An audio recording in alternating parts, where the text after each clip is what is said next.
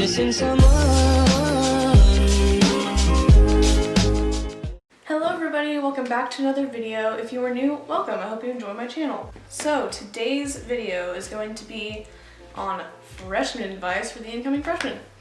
So just a quick disclaimer before we get started. This is all based on my personal experience and on the experience of others.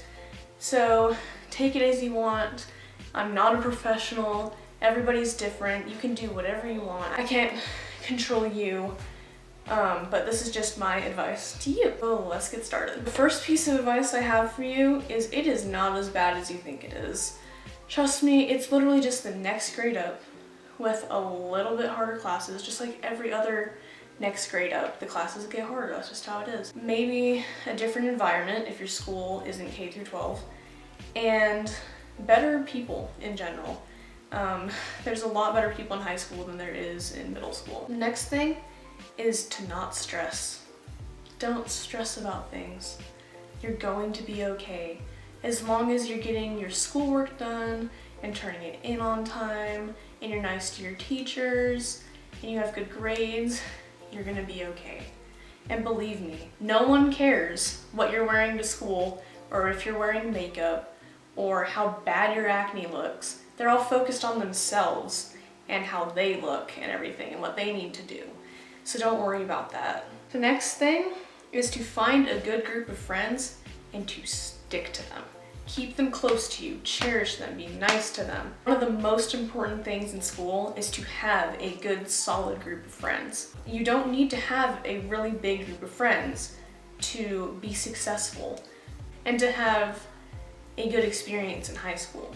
A lot of the times when you have a smaller group of friends, you have a less chance of getting into drama because there isn't as many people to pass around things to. Keep your friends close to you, your good friends close to you, people that have the same standards as you and have the same interests as you, and just stick to them, keep them close to you and cherish them, because it is so important to have a good group of friends through high school. The next thing is to cut off the toxic people. You don't need toxic people in your life, especially in high school when it gets a little bit more stressful and a little bit more hard. All they do is bring you down. They don't make you feel any better. So cut them off. Just leave them. Just let them be. Cut yourselves off for them. Delete their contacts. Unfollow them from social media, whatever. Toxic people ruin people's high school experiences. School is just hard enough and stressful enough without trashy people. So just cut them off. And even if you have to cut off your entire group of friends because they're all toxic, there are other people that you can hang out with, and there are other people that you can make friends with, because a lot of the time, the people you come into school with, you don't graduate with.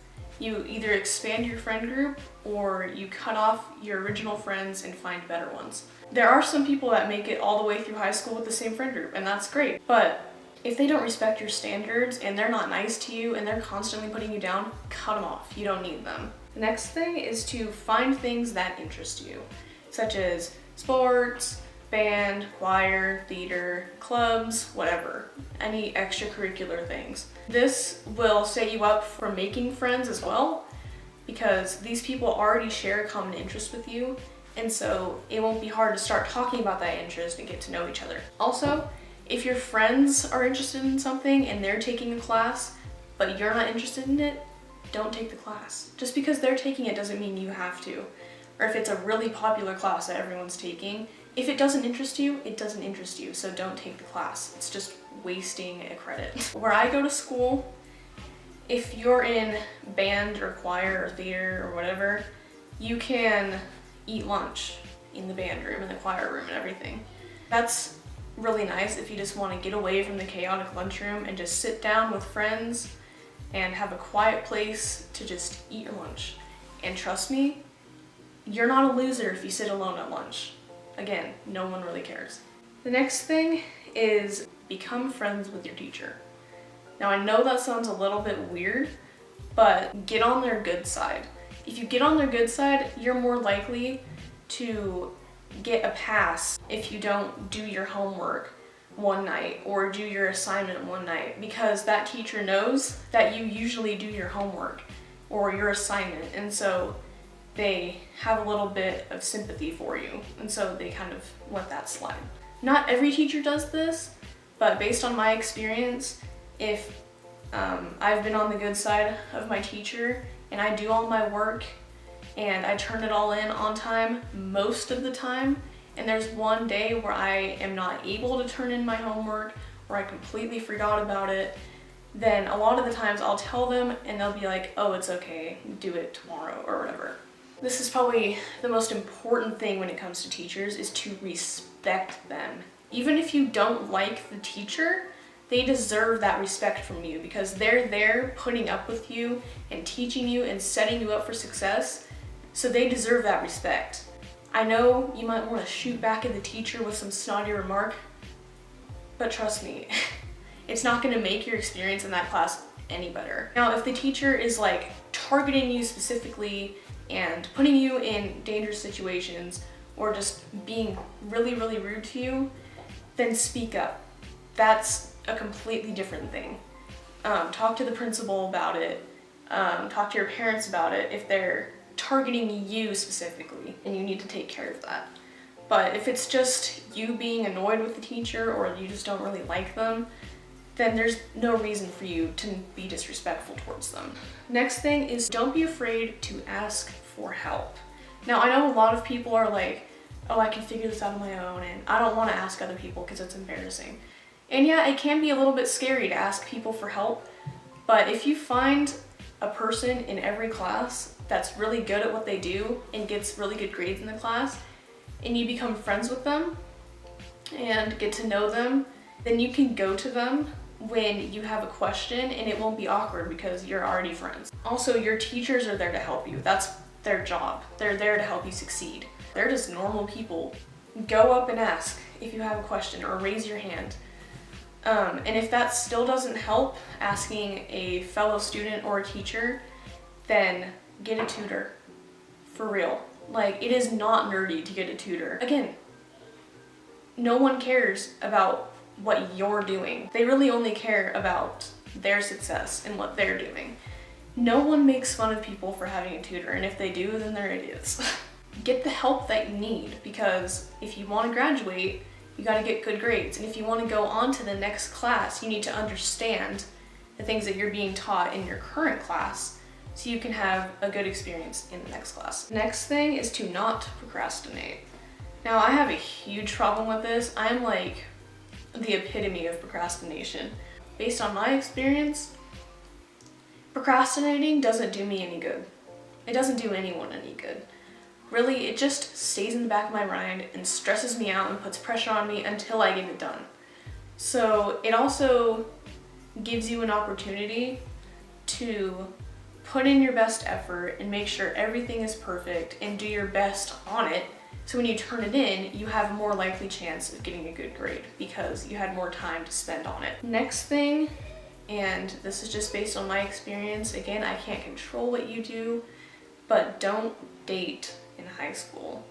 Now, I know people are gonna be like, well, that's what high school's for, you know, you're dating people so you can get ready for the future or whatever, and everyone's dating, but believe me, all it does is just adds that extra stress on you, and at this age, you're not ready to date somebody. You're not ready to be in a serious relationship with somebody. Most high school relationships don't last. Most of them don't last more than a few months at the best. It's not worth getting your heart broken over for some guy or girl, you know, so just don't date.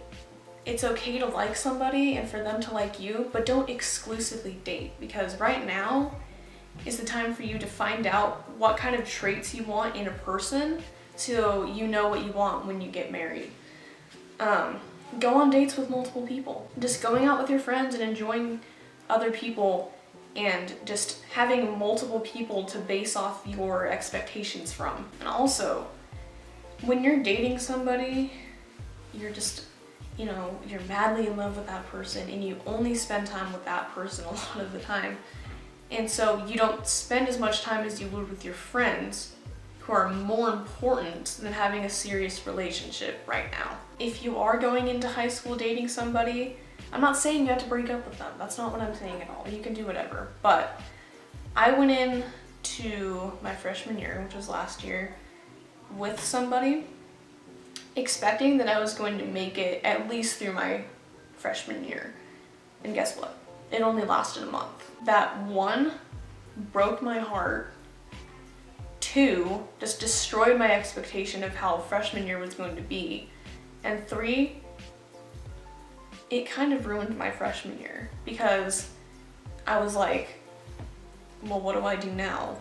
I don't have somebody to go to. I'm single again, you know?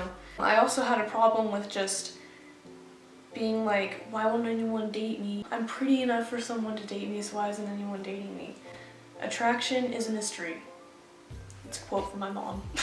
In conclusion, don't date in high school. It's not worth it. The next thing is to get the required classes out of the way. So things like health and tech and career planning, if they're required for you to graduate where you live, get them out of the way.